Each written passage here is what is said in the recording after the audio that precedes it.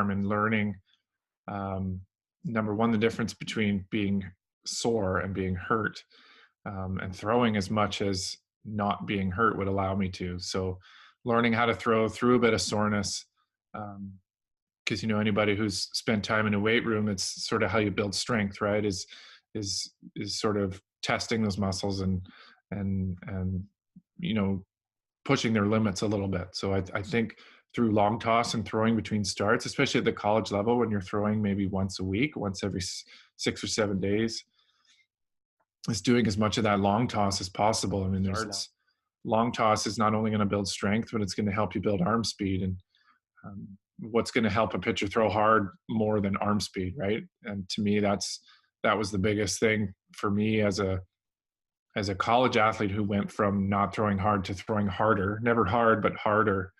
To me, was that arm speed I developed from throwing long toss. And to say I had a strict program of long toss, that's just not true. I really learned just to listen to my arm, and if I felt all right, I'd push it, and until I really couldn't. And I learned where that line was, and I learned how not to step over it. And if I was sore, then I could still throw, maybe not push it as much as I could or as I would, but but knowing that if I was maybe hurting a little bit, I would take that day off or a couple of days off, depending on when I was pitching next, or when I might be thrown off the side next. You might want to throw a bullpen or two. If you're only pitching once a week, I would say at least twice off a mound during the week. So, the amount of throwing, I wouldn't say it's one prescribed amount. It's more importantly is listening, or learning, I should say, how to listen to your arm and what feels good and what doesn't.